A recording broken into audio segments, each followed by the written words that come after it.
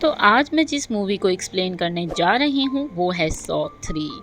तो इस सीरीज़ का पार्ट 1 और 2 अगर आप लोगों ने नहीं देखा तो पहले जाकर वो देख लें ताकि आपको जिक्सो के बारे में कुछ पता चल सके। मूवी स्टार्ट होते ही हमें वो सीन दिखाया जाता है जहाँ पर पार्ट 2 का एंड हुआ था और डिटेक्टिव एरिफ बेहोश था। होश में आने के बाद डिटेक्टिव एरिफ ने अपने पाँव में बंधी चैन को काटने की बहुत कोशिश की बट उससे वो चैन नहीं कटी। एट लास्ट तंग आकर वो अपने पैर की हड्डी को ही तोड़ देता है कमोड के टुकड़े से। उसके बाद हमें एक आदमी दिखाया जाता है जो कि जिक्सो के ट्रैक में बुरी तरह से फंसा हुआ था। उसकी बॉडी के डिफरेंट पार्ट में जंजीरें लगाई गई थी और उसी वक्त जिक्सो का मैसेज ऑन हो जाता है। जिक्सो उसे बताता है कि इस ट्रैप से जान छुड़वाने के लिए तुम्हें अपनी सारी जंजीरों को अपनी बॉडी से निकालना होगा और ये काफी दर्दनाक था। और अगर दिए गए टाइम के अकॉर्डिंग उसने खुद को जंजीरों से आजाद ना करवाया तो पास रखा बॉम्ब जो है वो ब्लास्ट हो जाएगा और उसके बाद डेफिनेटली उसने मर ही जाना है। तो वो एक बार अपनी पूरी कोशिश करता है बट वो बुरी तरह से फेल हो जाता है और वो अपनी बॉडी से जंजीरों को अलग नहीं कर पाता। तभी बॉम्ब ब्लास्ट हो जाता है और वो बहुत बुरी मौत मर जाता है। अब उसी रूम के डोर को तोड़कर कुछ पुलिस वाले अंदर आ जाते हैं और उनके साथ एक लड़की भी होती है जो इस केस को लीड कर रही थी और वो डिटेक्टिव एरिफ की असिस्टेंट भी थी। वो लड़की उन सबको बताती है कि ये ट्रैप जिक्सो का नहीं था क्योंकि डोर पूरी तरह से वेल्ड हुआ हुआ था। इसका मतलब ये था कि अगर वो आदमी खुद को चैन से आज़ाद कर भी लेता तो भी वो जिंदा नहीं बचता। फिर हमें वही पुलिस ऑफिसर अपने घर में दिखाई जाती है जो जिक्सो के वीडियो फुटेज देखकर केस को इन्वेस्टिगेट कर रही थी और तभी अचानक से टीवी स्क्रीन पर उसकी लाइव वीडियो चलने लगी और जब वो चेक करने के लिए आती है तो पिग मास्क पहने एक आदमी उसे किडनैप करके ले जाता है। उस लड़की की जब आंख खुलती है तो वो खुद को एक ट्रैप में बंधा पाती है और वो बहुत ही अजीब सा एक ट्रैप था और उसके बिल्कुल सामने एक बिकर भी था जिसमें एसिड था और वो पूरा एसिड से भरा हुआ था। अब जिक्सो का मैसेज ऑन होता है। जिक्सो से बताता है कि एज ऑलवेज तुम्हारे पास लिमिटेड टाइम है और अगर तुमने इस लिमिटेड टाइम में अपनी कीज को हासिल कर लिया तो तुम यहाँ से जा सकती हो। तो जैसे कि हमें पता है उस बीकर के अंदर एसिड भरा हुआ। वो लड़की बहुत मुश्किल से एसिड के अंदर हाथ डाल देती है और की को निकालने में कामयाब हो भी जाती है। की हासिल करने के बाद वो अपने ट्रैप को खोलने की कोशिश करती है लेकिन अनफॉर्चुनेटली उसका ट्रैप नहीं खुलता बल्कि एक्टिवेट हो जाता है और उसके विप्स को अलग अलग कर देता है। इससे उसकी और भी ज्यादा दर्दनाक मौत हो जाती है। अब यहाँ पे हमें ये बात समझ आ जाती है कि इस पार्ट सॉ 3 में विक्टिम बचकर नहीं जा सकता, उसकी मौत कंफर्म है चाहे वो सारे इंस्ट्रक्शन को फॉलो ही क्यों ना कर ले। यानी इनके ट्रैप्स को कभी भी तोड़ा नहीं जा सकता। अब हॉस्पिटल में हम एक लेडी डॉक्टर लीन को देखते हैं जिसकी पर्सनल लाइफ में कुछ इश्यूज चल रहे थे और जब डॉक्टर लीन घर जा रही होती है तो पिग मास्क पहने वही शख्स आकर लीन को भी किडनैप करके ले जाता है। जिक्सो की यूनिट पे लीन की आंख खुलती है और वहीं पर हमें एमेंडा दिखती है। दरअसल पिग मार्क्स के पीछे एमेंडा ही होती है। एमेंडा लीन को वहां लेकर जाती है जहां जिक्सो बेड पर लेटा हुआ और एमेंडा उसके गले में एक ट्रैप लगा देती है। तब जिक्सो उसे बताता है कि उसे कैंसर है और लीन को उसकी हेल्प करके उसकी जान बचानी होगी।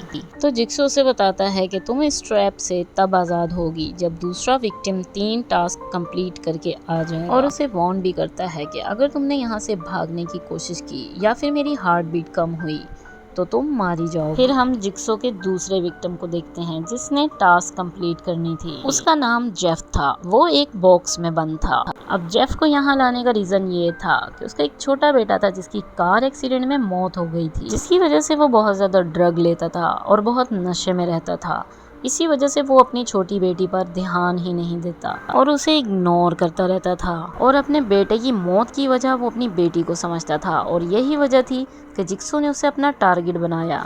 जेफ जिस बॉक्स में होता है वहां पर उसे जिक्सो का एक टेप रिकॉर्डर मैसेज मिलता है जिसमें जिक्सो ने ये कहा होता है कि तुम्हें 3 टेस्ट देने होंगे और उसके बाद तुम अपने बेटे के कातिल तक पहुंच पाओगे। अमांडा जिक्सो को बताती है कि जेफ के टास्क स्टार्ट हो चुके हैं। लीन अमांडा को बताती है कि जिक्सो की हालत बहुत खराब है और इसे हॉस्पिटल एडमिट करना ही होगा ताकि हम जल्द से जल्द इसका ट्रीटमेंट कर पाएं। और उधर जेफ का टास्क स्टार्ट हो चुका है तो उसके पहले टास्क में उसको एक लड़की मिलती है। अब ये लड़की इस टास्क में इसलिए है क्योंकि जब जेफ का एक्सीडेंट हुआ था और उसकी उसके बेटे की डेथ होने वाली थी तब ये लड़की वहाँ मौजूद थी और इसने इन लोगों की कोई हेल्प नहीं की थी। वो लड़की एक फ्रीज़र रूम में बंद थी और वो लड़की जेफ से बहुत हेल्प मांगती है और जेफ उसकी हेल्प करने के लिए एग्री भी हो जाता है।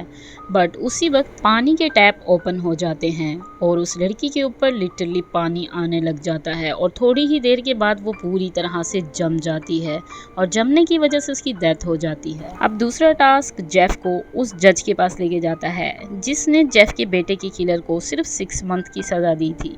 जज को एक चैन से बांधकर बहुत बड़े डिज में डाल दिया जाता है और जेफ को ये बोला जाता है कि अगर तुम चाहते हो कि तुम जज को बचा सको तो तुम्हें अपने बेटे के सारे टॉयज को जलाना होगा और जब वो अपने बेटे के सारे टॉयज को जलाएगा तो उसे वहां से एक चाबी मिलेगी जिससे वो जज को छुड़वा सकता है, लाइक उसकी चैन को खोल सकता है। और अगर उसने जज को नहीं बचाया तो बहुत सारे गले सड़े पिग को ग्राइंडर मशीन में ग्राइंड करके जज के ऊपर डाला जाएगा जिससे उसकी डेथ हो जाएगी। अब जज के फोर्स करने पे जेफ उसकी हेल्प करने के लिए मान जाता है और जेफ अपने बेटे के सारे टॉयज को जला देता है और टॉयज जलाने के बाद उसे वहाँ से की मिलती है। की लेकर फौरन ही वो जज के पास जाता है और उसे वहाँ से आज़ाद कर देता है। अब दूसरी तरफ जिक्सो की हालत बहुत ज़्यादा ख़राब हो रही थी और लीन उसका ट्रीटमेंट स्टार्ट कर देती है।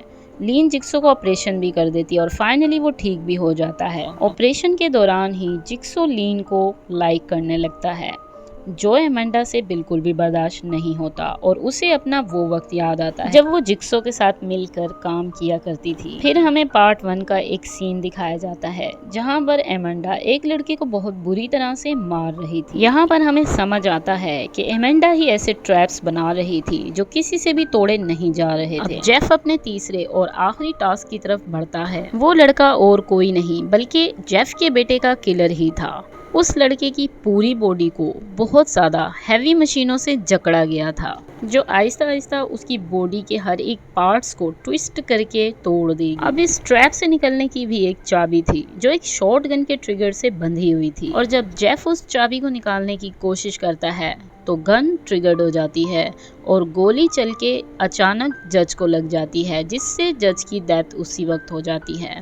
तभी फौरन वो ट्रैप भी एक्टिवेट हो जाता है और उस लड़के की भी डेथ हो जाती है। अब हमें जिक्सो को दिखाया जाता है जो लीन के साथ उसकी पर्सनल लाइफ के बारे में कुछ डिस्कस कर रहा होता है और उसी वक्त एक टेप प्लेयर के ऊपर वैक्स भी डाल रहा होता है। अब एमेंडा को एक एनवेलप मिलता है जिसके ऊपर एमेंडा का नाम मेंशन होता है। एमेंडा उसमें से पेपर निकालती है। वो पढ़ने के बाद वो काफ़ी अपसेट हो जाती है। जिक्सो एमेंडा को बुलाता है और उसको कहता है कि जेफ ने अपने तीनों टास्क कंप्लीट कर लिए हैं तो इसीलिए लीन को अब तुम आज़ाद कर लो। लेकिन एमेंडा इस बात से बिल्कुल भी एग्री नहीं होती। एमेंडा के अकॉर्डिंग किसी को भी अपनी लाइफ के लिए सेकेंड चांस नहीं देना चाहिए और वो जिक्सो को ये भी बताती है जब डिटेक्टिव एरिफ ने खुद को चैन से आज़ाद कर लिया था तो तभी मैंने जाकर उसको दोबारा से जख्मी कर दिया था और उसे मरने के लिए उसी हालत में छोड़ दिया था। एमेंडा चाहती थी कि किसी भी इंसान को सरवाइव करने के लिए कोई मौका कोई चांस नहीं देना चाहिए। जेफ को एक पिस्टल मिलती है, उसके साथ एक नोट भी मिलता है जिसपे उसका नाम मेंशन होता है। जेफ गन लोड करके स्लो जिक्सो के रूम की तरफ जाता है। तभी एमेंडा लीन के ऊपर गोली चला देती है और लीन सीधा जाकर जेफ के ऊपर गिरती है। अब जिक्सो एमेंडा को बताता है कि लीन जेफ की वाइफ थी और तुमने लीन को मारकर 4 लोगों की लाइफ बर्बाद कर दी है। अब जेफ गुस्से में एमेंडा को गोली मार देता है और वो गोली जाकर सीधा एमेंडा की गर्दन में लगती है और एमेंडा अपनी ज़िंदगी की आखिरी सांसें ले रही होती है। तब उसे जिक्सो बताता है असल में उसने ये सारे टेस्ट एमेंडा के लिए कंडक्ट किए क्योंकि वो काफ़ी टाइम से ऐसे ट्रैप्स बना रही थी जो किसी से भी स्कैप नहीं होते यानी कोई भी चाहकर अपनी जान नहीं बचा पा रहा था और टेस्ट को कंप्लीट करने के लिए उससे लीन की जान नहीं लेनी चाहिए थी।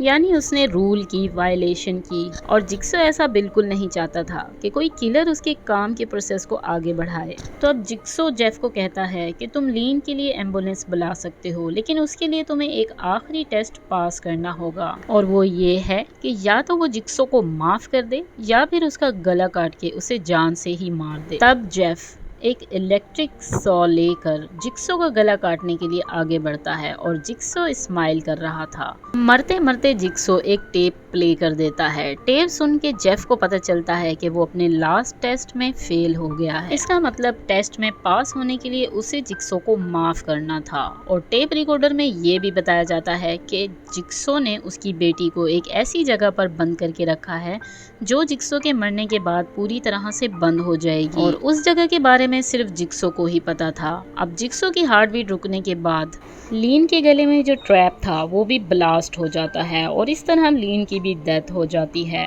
काफ़ी सारी डेड बॉडीज दिखाने के बाद ये मूवी यहाँ पर एंड हो जाती है। तो यहाँ मैं आपको बताती चलूँ कि जिक्सो ने जिन 4 लोगों की लाइफ बर्बाद होने का जिक्र किया था वो कोई और नहीं बल्कि जिक्सो खुद, एमेंडा, लीन और जेफ की बेटी थी।